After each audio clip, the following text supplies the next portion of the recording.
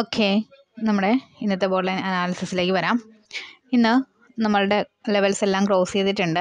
ഇതിപ്പോൾ നമ്മളുടെ നിഫ്റ്റിയിലും ബാങ്ക് നിഫ്റ്റിയിലും ഒക്കെ നമ്മൾ ഇന്നർ കോളത്തിലാണ് നമ്മളുടെ എന്ത് വന്നിരുന്നത്, ക്രോസിംഗ് ലെവൽ വന്നിരുന്നത്. ഇങ്ങനെ ഇവിടെ അകത്ത് ബോർഡ് ലൈൻ്റെ അകത്ത് ഈ ക്രോസിംഗ് ലെവൽസ് വരുമ്പോൾ സാധാരണ രീതിയിൽ ഇതുപോലെയുള്ള വലിയ രീതിയിലുള്ള ഒരു ക്രോസിംഗ് കാണിക്കാറുണ്ട്.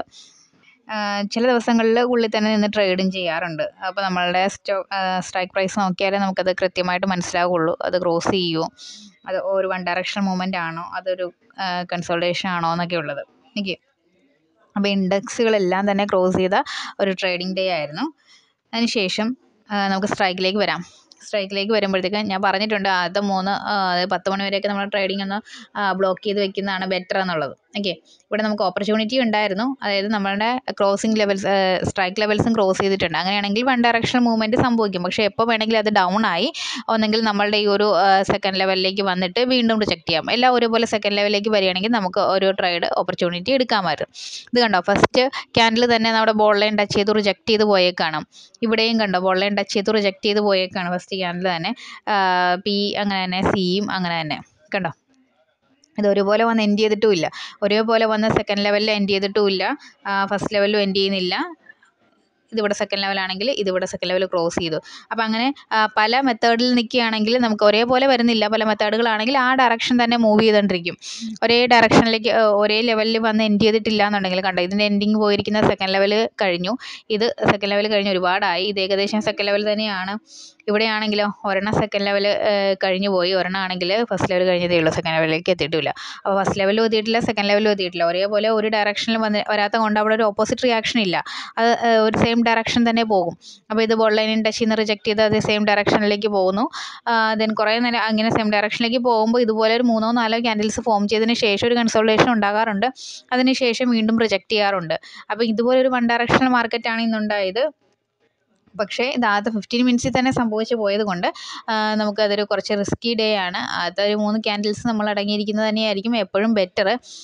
അല്ലാണ്ട് നമുക്കിവിടെ പറയാൻ പറ്റില്ല. ഇന്നാകെ ഒരു ബോൾ ലൈൻ ട്രേഡാണ് സംഭവിച്ചത്. ബോൾ ലൈൻ ടച്ച് ചെയ്യുന്നു, റിജക്റ്റ് ചെയ്യുന്നു, ആ ഒരു ട്രേഡാണ് ഇന്ന് നമുക്ക് ഉണ്ടായിരുന്നത്. അത് ബാങ്ക് നിഫ്റ്റിയിൽ കറക്റ്റായിട്ട് നമുക്ക് ഐഡൻറ്റിഫൈ ചെയ്യാൻ പറ്റുമായിരുന്നു. അങ്ങനെ നമുക്ക് ഇന്നത്തെ നമ്മളുടെ പി ട്രേഡ് ഇതാ നമുക്ക് നമ്മുടെ ഫസ്റ്റ് ക്യാൻഡിൽ അത് ഐഡൻറ്റിഫൈ ചെയ്യുന്നു. സെക്കൻഡ് ക്യാൻഡിലോട്ട് നമുക്ക് ട്രേഡ് എടുക്കാം.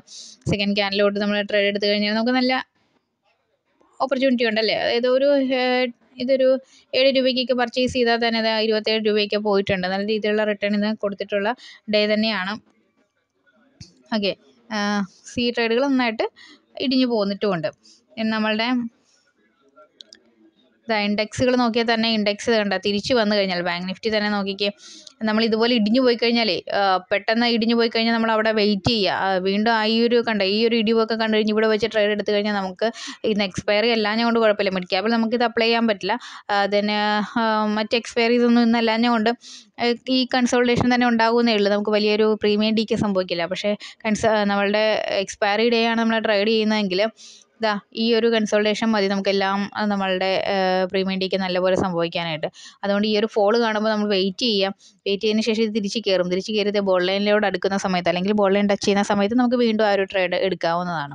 അങ്ങനെയാണ് ഇത് കണ്ടോ, കൺസോൾട്ടേറ്റ് ചെയ്ത് തിരിച്ച് ബോൾ ലൈനിലേക്ക് വരുന്നു, റിജക്റ്റ് ചെയ്യുന്നുണ്ട്. അപ്പോൾ അങ്ങനെയൊക്കെ വരുമ്പോൾ മാത്രം നമ്മൾ ട്രേഡിനെ പറ്റി ആലോചിക്കുക. അല്ലാണ്ട് ഒരു വൺ ഡയറക്ഷൻ മൂവ്മെൻറ്റ് കണ്ട ഉടനെ ചാടി കയറണ്ട. കണ്ടോ, ഇതിൽ 3 ക്യാൻഡിൽസ് ഇടിഞ്ഞു, തിരിച്ച് ബോൾ ലൈൻ ടച്ച് ചെയ്തു കണ്ടോ.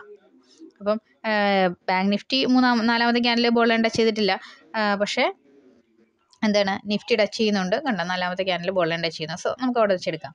അപ്പോൾ അങ്ങനെയൊക്കെ കണ്ടു കഴിഞ്ഞാൽ മാത്രം നമ്മൾ ഒരു ട്രേഡിലേക്ക് എൻ്റർ ചെയ്യുക. അല്ലാണ്ട് ഒരു വൺ ഡയറക്ഷണൽ മൂവ്മെൻറ്റ് കാണുമ്പോൾ വെയിറ്റ് ചെയ്യുക. എവിടെയെങ്കിലും ഒരു റിജക്ഷൻ, നമ്മളുടെ സ്ട്രൈക്കിൽ റിജക്റ്റ് ചെയ്തിട്ടില്ല, പക്ഷേ ഇത് ഇൻഡെക്സ് ആണെങ്കിലും തിരിച്ച് വന്ന് ബോൾ ലൈൻ ടച്ച് ചെയ്തിട്ടുണ്ട്. സോ അങ്ങനെ സമയങ്ങളിൽ മാത്രം നമ്മൾ ട്രേഡിനെ പറ്റി ആലോചിക്കാം. അല്ലാണ്ട് കാണുമ്പോൾ തന്നെ ചാടിക്കയറി എടുക്കണ്ട. അതൊക്കെ നമുക്ക് ഒരുപാട് റിസ്ക് ഉണ്ടാക്കുന്ന കാര്യങ്ങളാണ്. ഈ ഒരു വൺ ഡയറക്ഷണൽ മാർക്കറ്റ് വരുമ്പോഴത്തേക്ക് നമുക്ക് ഒരുപാട് റിസ്ക് കൂടുതലാണ്. നമ്മളപ്പോൾ അതിനെ മിനിമൈസ് ചെയ്യാനായിട്ടാണ് എപ്പോഴും ശ്രമിക്കേണ്ടത്. അപ്പോൾ വെയിറ്റ് ചെയ്യുക. അടുത്തൊരു ഓപ്പർച്യൂണിറ്റി വരുന്നവരെ വെയിറ്റ് ചെയ്തിട്ട് വേണം ട്രേഡിലേക്കൊക്കെ എൻ്റർ ചെയ്യാനായിട്ട്. ഓക്കെ, അപ്പോൾ സ്ട്രൈക്ക് ലെവൽസ് വേണമെങ്കിൽ സെപ്പറേറ്റ് നമ്മളെ വാട്സപ്പിൽ കോൺടാക്റ്റ് ചെയ്യുക. ഇൻഡെക്സ് ലെവൽസ് ലിങ്ക് നമ്മൾ താഴെ കൊടുത്തിട്ടുണ്ട്. അത് ഫ്രീ ആണ്, അതിനകത്തേക്ക് ജോയിൻ ചെയ്യാം. ഓക്കെ.